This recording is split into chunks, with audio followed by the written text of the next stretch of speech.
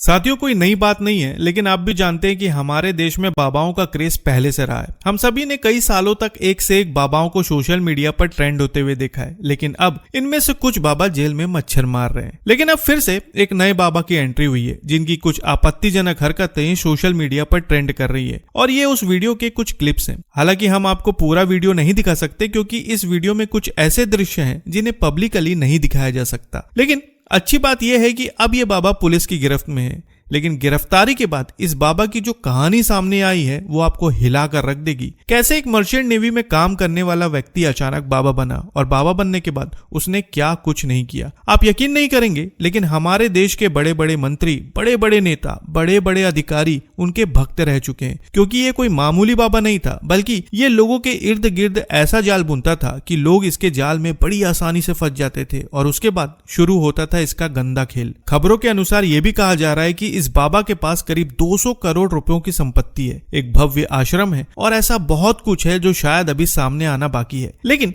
अब जो सबसे बड़ा सवाल है वो ये है कि आखिर एक मर्चेंट नेवी में काम करने वाला व्यक्ति अचानक बाबा कैसे बना, और बाबा बनने के बाद उसने किस तरह से लोगों की आस्था जीती, और फिर उनके साथ क्या क्या किया। तो साथियों, इस ढोंगी बाबा की कहानी शुरू होती है नासिक से। मीडिया खबरों की माने तो नासिक के एक छोटे से गांव का रहने वाला अशोक पढ़ाई पूरी करने के बाद मर्चेंट नेवी की नौकरी ज्वाइन करता है। अब होता यह है कि इस नौकरी में उसे अलग अलग देशों में घूमने का मौका मिलता है, और इसी वजह से वो करीब 15 से 20 भाषाएं सीख लेता है। अब होता यह है कि जब भी वो अपने गांव जाता तो अलग अलग भाषाओं में लोगों से बातें करता, और लोग उसकी इस काबिलियत को देखकर हैरान रह जाते। लेकिन इतने सारे देशों की सैर करने के बाद उसने एक बात गौर की। उसने देखा कि दुनिया का हर एक व्यक्ति परेशानी से जूझ रहा है। हर किसी के पास अपनी एक परेशानी है, और हर किसी को अपना भविष्य जानने की इच्छा है। और देखा जाए तो अपना भविष्य जानने की इच्छा हर किसी में होती है, और इसी वजह से कई लोग न्यूमरोलॉजिस्ट के पास जाते हैं, ज्योतिष के पास जाते हैं। अब उसने ये बात गौर कर ली थी, और यही वो वजह थी जिसकी वजह से उसने न्यूमरोलॉजी यानी कि अंक शास्त्र सीखना शुरू कर दिया। अंक शास्त्र सीखने के बाद उसने लोगों का भविष्य बताना शुरू किया। अब होता यह था कि जब भी वो छुट्टी पर अपने गाँव जाता तो गाँव पहुंचकर लोगों से अलग अलग भाषाओं में बात करता, विदेशी किस्से सुनाता, और यहाँ तक कि कुछ लोगों का भविष्य भी बताने लगता, और कई बार तुक्के से उसकी बात सही भी हो जाती। गांव के लोग अब उसे चमत्कारी पुरुष मानने लगे थे।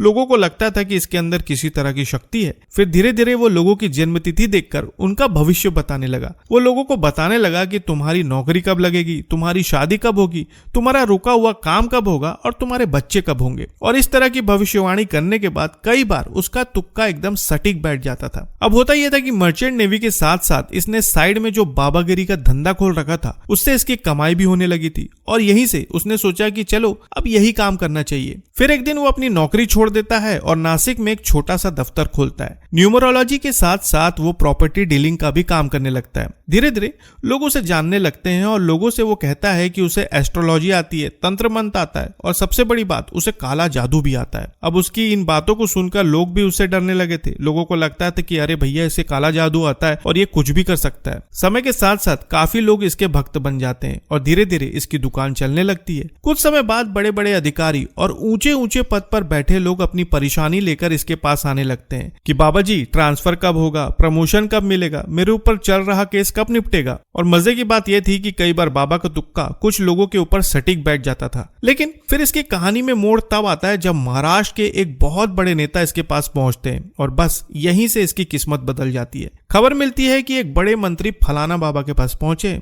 बस फिर क्या था, बड़े बड़े आईएएस अफसर, आईपीएस बाबा के पास पहुंचने लगते हैं, और फिर धीरे धीरे इस बाबा की कॉन्टैक्ट लिस्ट ऐसे लोगों से भर जाती है जिनके पास पैसा भी था और पावर भी। और फिर यहीं से शुरू होता है बाबा का गंदा खेल। अब इस बाबा के पास कई महिलाएं आने लगी थी, खास तौर पर बड़े घरों की महिलाएं, और जब ये महिलाएं बाबा के पास जाती थी तो बाबा उनका पूरी तरह से भरोसा जीत लेता था, उनकी निजी बातों को जान लेता था, और फिर सही मौका देखकर उन्हें मिलने के लिए अकेले बुलाता था। इसके बाद वो इन महिलाओं को प्रसाद के रूप में कुछ ऐसी चीज देता था जिसकी वजह से महिलाएं बेसुध हो जाती थी, वो अपने होश में ही नहीं रहती थी, और फिर इसी मौके का फायदा उठाकर वो उनके साथ घिनौनी हरकत करता था। खबरों के अनुसार कहा जा रहा है कि वो उस दौरान उनके वीडियो भी बनाता था, और फिर इन्हीं वीडियो के माध्यम से वो उन्हें ब्लैकमेल करता। उनसे कहता कि अगर तुमने किसी को भी इसके बारे में कुछ भी बताया तो तुम्हारा ये वीडियो वायरल कर दूंगा। इस तरह से एक एक करके कई लोग उसका शिकार होते हुए चले गए और ये खेल लंबे समय तक चलता रहा, क्योंकि अब इसके पास ताकतवर लोगों का संरक्षण था और इसने अपने इर्द गिर्द पावरफुल लोगों की एक दीवार खड़ी कर रखी थी। लेकिन दिसंबर 2025 में इसकी दीवार पर दरार पड़ जाती है।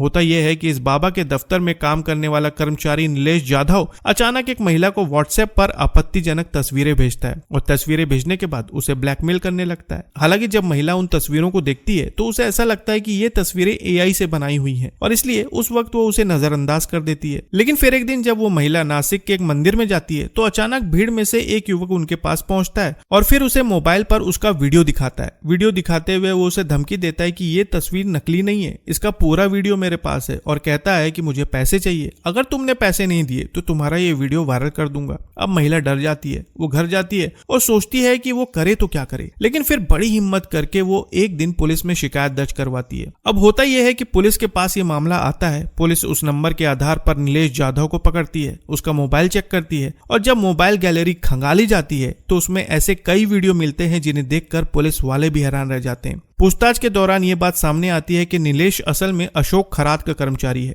और इस आधार पर जब पुलिस अशोक खरात तक पहुंचती है तो वो खुद को पीड़ित बताने लगता है। कहता है कि मुंबई के 2 बड़े बिजनेसमैन उसे वीडियो भेजकर ब्लैकमेल कर रहे हैं और 5 करोड़ रुपए की डिमांड कर रहे हैं। पुलिस अशोक खरात का बयान दर्ज करके लौट जाती है और मामला फिर ठंडे बस्ते में जाने लगता है। लेकिन फिर मार्च के महीने में अचानक सब कुछ बदल जाता है। एक और महिला सामने आती है जो एक बड़े और प्रभावशाली घराने की थी। वो बताती है कि वो भविष्य जानने के लिए बाबा के पास गई थी, जहां उसे प्रसाद के नाम पर कुछ खिलाया गया और प्रसाद खाने के बाद वो बेहोश हो गई। लेकिन जब वो होश में आई तो उसे एहसास हुआ कि उसके साथ कुछ गलत हुआ है। हालांकि उस वक्त उसे सिर्फ शक था, लेकिन कुछ समय बाद बाबा अशोक खरात ने उसकी ही तस्वीर दिखाकर उसे धमकाना शुरू कर दिया। कहा कि अगर किसी को कुछ भी बताया तो तुम्हारी इन तस्वीरों को वायरल कर दिया जाएगा। और अब महिला को पूरा यकीन हो गया था कि प्रसाद के बहाने उसे बेहोश किया गया और फिर उसके साथ गलत हरकत की गई थी। अब डर के मारे वो महिला काफी लंबे समय तक चुप रही, लेकिन आखिरकार उसने हिम्मत दिखाकर पुलिस में शिकायत दर्ज करवाई। अब ये पहली बार था जब सीधे सीधे अशोक खरात का नाम सामने आया था, लेकिन समस्या ये थी कि अशोक खरात का नाम बड़े बड़े लोगों के साथ जुड़ा हुआ था। मंत्री, अफसर, नेता, हर कोई उसे जानता था और काफी लोग उसके भक्त रह चुके थे। पुलिस के सामने दिक्कत थी कि ऐसे आदमी को कैसे गिरफ्तार किया जाए। इसके बाद ये मामला सरकार तक पहुंचता है। फैसला होता है कि एक एसआईटी का गठन किया जाए। फिर एसआईटी का गठन होता है और एक महिला अधिकारी को इसकी जिम्मेदारी दी जाती है। अब पुलिस का प्लान था कि रात के वक्त बाबा को गिरफ्तार किया जाएगा, क्योंकि अगर दिन दहाड़े ये काम किया जाता तो उसके अनुयायी ऐसा नहीं होने देते। इसलिए 17 मार्च की रात को बाकायदा एक प्लान बनाया गया। रात के वक्त पुलिस चुपचाप बाबा के आलीशान घर के बाहर पहुंचती है और शोर मचाने लगती है कि देखो घर में चोर घुसा है। अब शोर सुनकर घर के लोग बाहर निकलते हैं और फिर उसी वक्त पुलिस की एक टीम सीधा बाबा के घर के अंदर पहुंच जाती है। उस वक्त बाबा अशोक खरात अपने बिस्तर पर आराम से सोया हुआ था, जिसके बाद पुलिस उसे वहीं से गिरफ्तार कर लेती है। कहा जा रहा है कि गिरफ्तारी के बाद जब उसके मोबाइल, पेन ड्राइव और अन्य डिवाइस की तलाशी ली गई तो पुलिस के भी होश उड़ गए। इन सभी डिवाइसेस में से 58 वीडियो बरामद हुए। हर वीडियो में अलग अलग महिलाएं हैं और इनमें से कई महिलाएं बड़े बड़े घरानों से ताल्लुक रखती हैं। कहा जा रहा है कि ये सिर्फ एक केस नहीं बल्कि एक बहुत बड़े नेटवर्क का खुलासा है। इनमें से एक वीडियो लीक भी हो जाता है, जिससे पूरे महाराष्ट्र में सनसनी फैल जाती है। 18 मार्च को उसे कोर्ट में पेश किया जाता है और पुलिस कस्टडी मिल जाती है। देखा जाए तो अभी जांच जारी है, लेकिन इस पूरी घटना को जब आप गौर से देखेंगे तो आपको समझ में आएगा कि बाबाओं का ये पूरा खेल डर का है। हर इंसान डरता है अपने परिवार को लेकर, अपने भविष्य को लेकर, और इसी डर का फायदा ये बाबा उठाते हैं। और ऐसा नहीं है कि सिर्फ एक धर्म में इस तरह के बाबा होते हैं। हर धर्म में आपको ऐसे ढोंगी मिल जाएंगे जो अक्सर लोगों का फायदा उठाते हैं। बस जरूरत है इन ढोंगियों को पहचानने की। और एक बार अगर आपने इन ढोंगियों को पहचान लिया तो यकीन मानिए हमारे देश से अंधविश्वास जैसी चीज का नामो निशान मिट जाएगा। इसलिए साथियों, हमेशा कर्म पर विश्वास रखें, क्योंकि आपके अच्छे कर्म ही आपके सुनहरे भविष्य की रचना करेंगे। वैसे इस पूरी घटना पर आप क्या कहना चाहेंगे कमेंट में जरूर बताएं, और हाँ, इन ढोंगी बाबाओं से दूर रहें। तो फिर मिलेंगे साथियों बिल्कुल एक नई वीडियो के साथ। तब तक के लिए आपका बहुत बहुत धन्यवाद।